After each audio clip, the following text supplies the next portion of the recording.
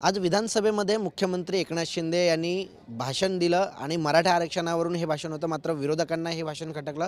आपल्यासोबत विनयजी कोरे आहेत. सर, विरोधकांचं जे खटकणं आहे हे योग्य होतं का आणि मुख्यमंत्र्यांनी मराठा आरक्षणाबाबत ठोस पावलं उचललेली पाहायला मिळत आहेत का? 100% अतिशय पारदर्शकपणानं मराठा समाजातल्या सामान्य तरुणांची जी भावना आहे त्यांची जरासुद्धा फसवणूक होऊ नये. आत्तापर्यंत ज्या ज्या गोष्टी आरक्षणाच्या बाबतीत घडल्या, मग मोर्चे असू देत, शांततेच्या मार्गानं झालेलं आंदोलन असू दे, त्यातनं मिळालेलं आरक्षण असू दे, त्याला आलेली स्थगिती असू दे, आणि या सगळ्याचा जो परिणाम ह्या युवक पिढीच्या मनावर विचित्र पद्धतीनं होताना आपण बघितला. आत्महत्या मराठा आरक्षणासाठी सुरू असल्याची घटना आपण रोज बघतोय, ऐकतोय. त्यांनाही सर्वपक्षीय आपण आव्हान करतोय. त्यामुळं कुठल्याही परिस्थितीत मराठा आरक्षण ह्या प्रश्नाचं राजकारण न करता वस्तुनिष्ठ पद्धतीनं काय घडलं, आरक्षणात अडचणी नेमक्या कुठल्या आल्या, सरकार त्या कशा सोडवणार आहे आणि टिकणारं आरक्षण कायद्याच्या चौकटीत बसणारं कसं देणार आहे ह्याचा सविस्तर खुलासा खरं तर आज मुख्यमंत्र्यांनी त्यांच्या भाषणामध्ये केला.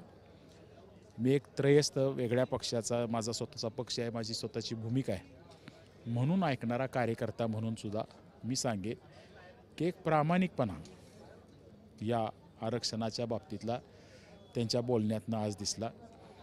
मागासलेपण सिद्ध करण्यासाठी जेवढ्या कमिट्या झाल्या त्यात काय त्रुटी राहिल्या, गायकवाड कमिशनचा जो आधार घेऊन आपण आरक्षण द्यायचा प्रयत्न केला त्याच्या बाबतीतल्या कुठल्या गोष्टी चर्चेला आल्या, किंवा शासकीय नोकरीतलं मराठा समाजाचं जे आरक्षण काढलं गेलं ते 48% गृहीत धरून काढलं गेलं आणि त्यामुळे ते 33% दिसलं.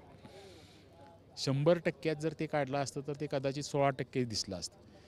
ही वस्तुस्थिती मांडण्यात पूर्वीचं सरकार कसं कमी पडलं आणि या सगळ्या गोष्टीत आम्ही सुधारणा कशा करणार आहोत आणि हे टिकणारं आरक्षण कसं देणार आहोत असं अतिशय सुंदर त्यांनी विवेचन त्यांच्या मनोगतामध्ये केलं.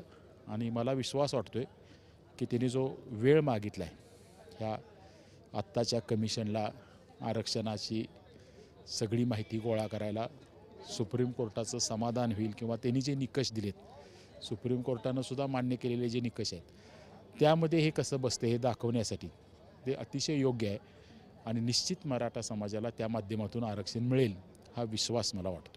सर, ज्या हातकणंगले मतदारसंघातून आपण येता त्या मतदारसंघामध्ये किती कुणबी नोंदी आत्तापर्यंत सापडल्या आहेत, काय माहिती आपल्यापर्यंत आलेली आहे? मी निवडून येतो शाहूवाडी पन्हाळा मतदारसंघातून आणि सगळ्यात जास्त नोंदी म्हणजे आमच्या कोल्हापूर जिल्ह्यात ह्या पन्हाळा तालुक्यात त्या ठिकाणी सापडल्या आणि हातकणंगले तालुक्यात सुद्धा सापडल्या, शाहूवाडी तालुक्यात सापडल्या. म्हणजे विशेष करून पश्चिम महाराष्ट्रात शेती करणारा जो एक मोठा मराठा समाजातला घटक आहे आणि कुणबी हा शब्द हा तसा कोकणातनं म्हणजे पश्चिम महाराष्ट्रात शेतकरी हा शब्द जरी प्रचलित असला तरी शेतकऱ्याला कुणबी म्हटलं जाण्याची जी पद्धत मराठवाड्यात आपण अनुभवली तशीच थोडीशी कोकणात होती आणि त्यामुळं आमच्याही सगळ्या परिसरात मोठ्या प्रमाणात ह्या नोंदी आज आढळत आहेत. ह्याच्यापूर्वीसुद्धा काही लोकांना कुणबीची प्रमाणपत्र मिळालेली आहेत आणि ती प्रक्रिया वेगानं सुरू झालेली आहे. हा सुद्धा एक मोठा दिलासा खरं तर ह्या मराठा समाजाच्या आरक्षणाच्या एका घटनेतला एक प्रमुख